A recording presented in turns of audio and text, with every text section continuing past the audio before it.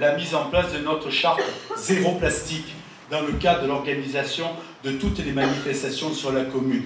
Comme vous savez, une troisième fleur, c'est pas parce que la commune est beaucoup fleurie, non, c'est justement parce que la commune travaille dans ce cadre de développement durable, et c'est pour ça que donc on a pu travailler avec des associations qui s'occupent du développement durable pour pouvoir faire des animations, remettre en eau les sources, retravailler l'éclairage, comme vous avez pu voir, à 80% sur la commune en LED, et tout ce qu'on a pu rajouter au fur et à mesure. Ensuite, nous avons eu le congrès des maires. Alors, VAR, oui, de même façon, excusez-moi, j'ai sauté une ligne, parce que je suis un peu trop rapide là-dessus. Nous avons obtenu la marque Tourisme Handicap pour la Maison du Tourisme. Je remercie donc Monique Mathieu qui a fait un travail énorme avec les hôtesses pour pouvoir obtenir justement ce label. Et ça va continuer tout au long de l'année. Et pour nous, pour la commune, c'est une très belle promotion. Merci. Et donc, vous allez pouvoir voir ce nouveau logo dans la Maison du Tourisme.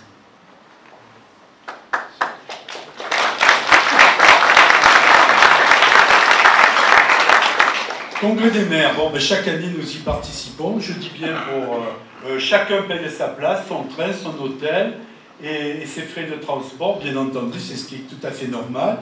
Donc nous y allons chaque année, nous allons nous ressourcer de tout ce que les ministres peuvent nous apprendre et nous apporter pour l'avenir, pour le futur. Je voudrais quand même remercier, profiter que Mme Valérie Gomez-Bassac, notre députée, soit là. Elle nous a invités, bien entendu, à l'Assemblée nationale à un petit déjeuner qui était fort sympathique, auquel, avec plusieurs maires du département et les maires des Bouches-du-Rhône, on a eu une table où on a pu s'exprimer. Je me suis exprimé sur la loi SRU pour les logements.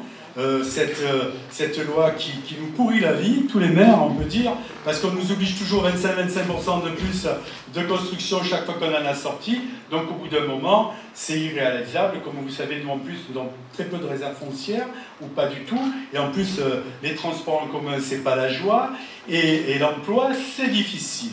Donc elle nous a reçus, elle nous a écoutés. Ça a été très intéressant. Nous avons parlé ensemble aussi du contournement où elle en a pris acte. La preuve. Donc, lors de mon invitation, elle nous avait envoyé donc, monsieur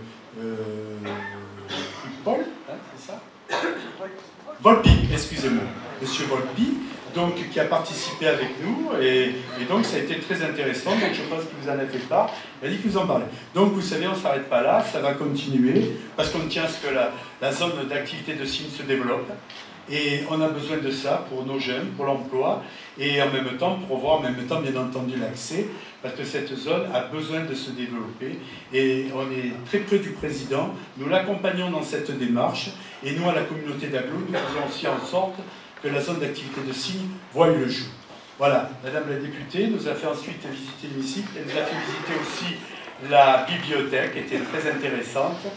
J'ai trouvé cette rencontre très conviviale, très décontractée, pas du tout politique. Et donc, on a tous beaucoup apprécié cet accueil, Madame la députée.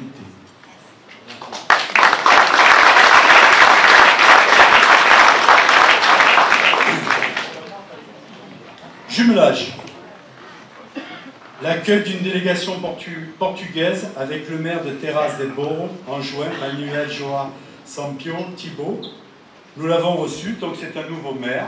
Nous avons pris connaissance, nous lui avons dit ce qu'on souhaitait avec sa commune, les échanges jeunesse, les échanges sportifs et tout, il était tout à fait d'accord.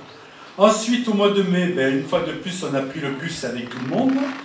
Nous sommes partis en délégation à Cetone et nous avons été reçus ici par le nouveau maire, Roberto Codini, et qui nous a eu un accueil très chaleureux. Et donc, on a fait de très belles visites. La Toscane, je vous le souhaite tous d'aller la visiter aussi, c'est magnifique. C'est comme Terras del Boro, c'est magnifique. Les jumelages ont bien été choisis.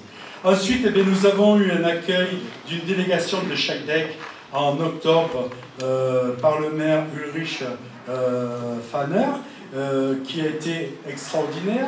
Je remercie quand même Marie-Antoinette Maillet, qui fait un travail énorme pour ses liens, ses relations avec nos jeunes, avec aussi ses membres. Et là-bas, chaque fois que nous y allons, nous avons toujours des visites nouvelles. Elle cherche, elle fait un gros travail et elle veut nous faire voir quand même que la Bavière, c'est une très très belle région. Et c'est vrai, Marie-Antoinette, on en est fiers. On aime beaucoup la Bavière parce que c'est notre plus ancien jumelage. Donc on a toujours eu de très bons échanges à travers tous les maires qui se sont succédés. Ensuite, signature de la charte en partenariat avec le 519e groupe de transit maritime, en présence de Laurence Boussala, de M. Olivier Lemaître. Je remercie bien entendu les capitaines, M. Bruno Magnan et M. Eric Brotechou, qui nous ont fait un accueil très chaleureux. On a pu visiter bien entendu la base, voir tout ce que pouvait faire le transit maritime, les échanges qu'on va pouvoir avoir avec eux, tant sur nos cérémonies et avec notre jeunesse. Je pense que pour la jeunesse, ça va être un bien de pouvoir voir ce que c'est exactement le transit maritime et qu'est-ce qui se transporte et jusqu'où ils vont. Et la visite du bateau, c'est remarquable. En tous les cas, messieurs les capitaines, un grand merci d'avoir accepté cette charte et on en est très fiers au Bossé. Et on vous remercie aussi ce soir de votre présence.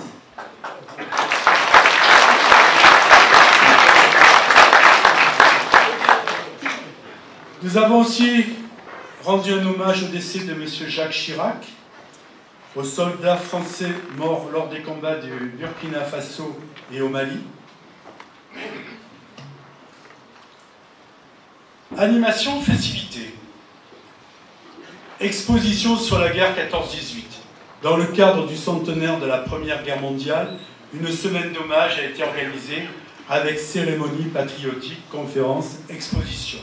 J'en profite pour remercier bien entendu M. Georges Dalmas, président du collectif Bossétan 14-18, ainsi que les membres des associations patriotiques pour leur forte implication dans l'organisation de cette manifestation. Tout le monde s'était très investi et bien avait accompagné bien entendu Georges Dalmas, et ça a été une réussite comme chaque année. Ça a toujours un succès énorme. Les gens, on pense le souvenir, les conférences qui ont été menées, de très bons conférenciers étaient présents. En tous les cas, messieurs les présidents et monsieur Georges Dalmas, je tiens à vous féliciter, vous remercier au nom de tout le conseil municipal et de tous les Bossétans auxquels ils ont participé. Merci.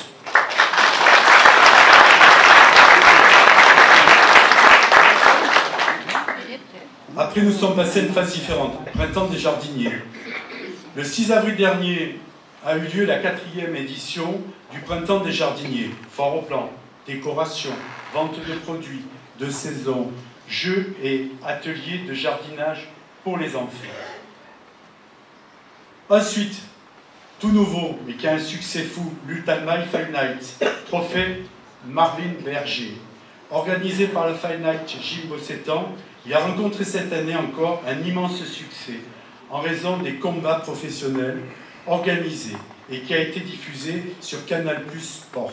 Nos champions locaux ont eu aussi l'occasion de montrer leur talent et de notre jeune champion Danovan Amick a fait quant à lui une démonstration de ses compétences sportives.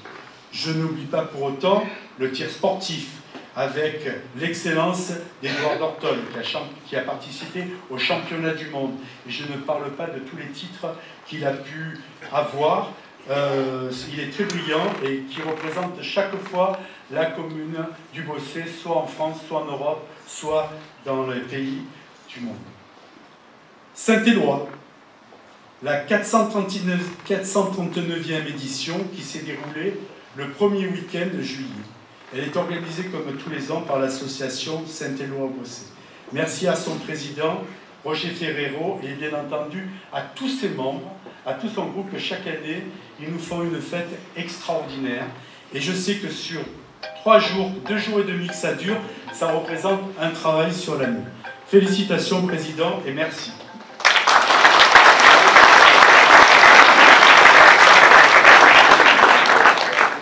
Après, bien entendu, nous avons aussi Théâtre hors les murs, avec la scène nationale de Château-Vallon, tout au long de l'année, avec les spectacles de danse, coup de grâce, théâtre équestre, zingaro, spectacle sous d'autres cieux, spectacle de danse, Allegria, ou encore Carmina Burana.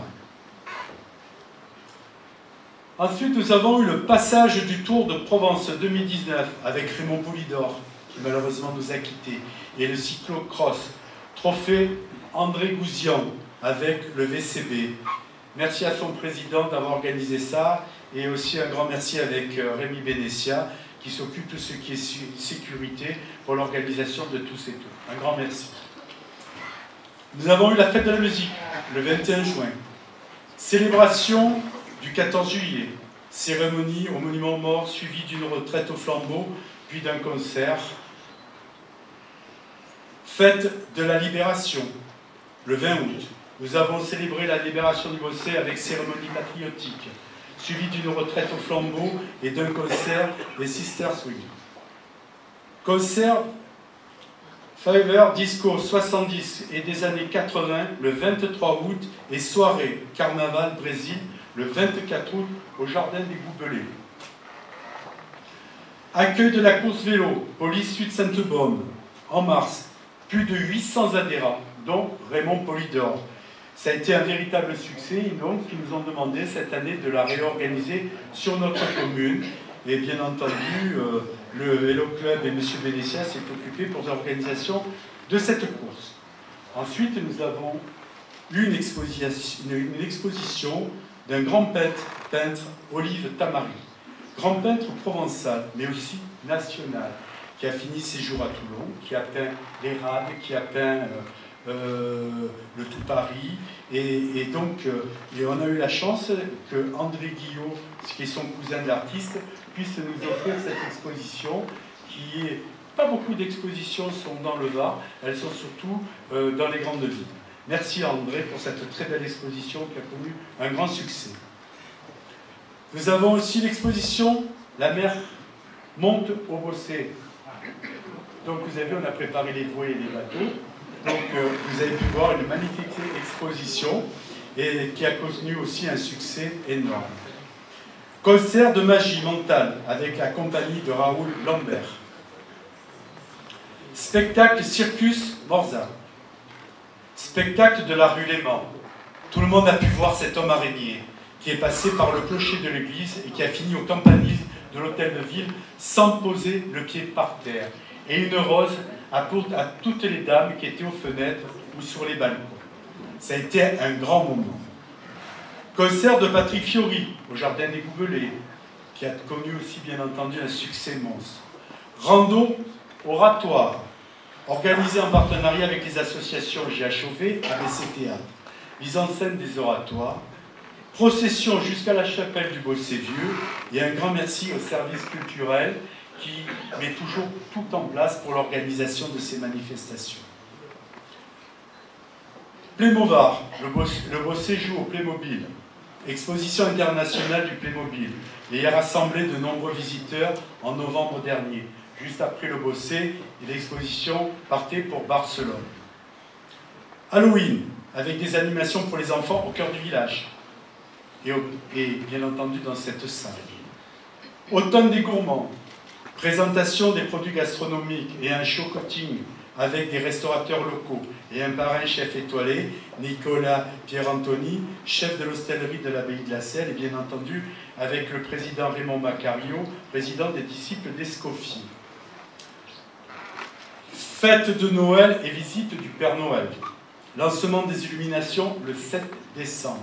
Vous avez pu voir que chaque année, on renouvelle les illuminations et on en rajoute toujours plus, et on change toutes celles qui sont obsolètes. Patinoire, installée durant toutes les vacances de Noël, offerte par la commune. Projet en cours 2019, vous le voyez, beaucoup de choses ont été faites.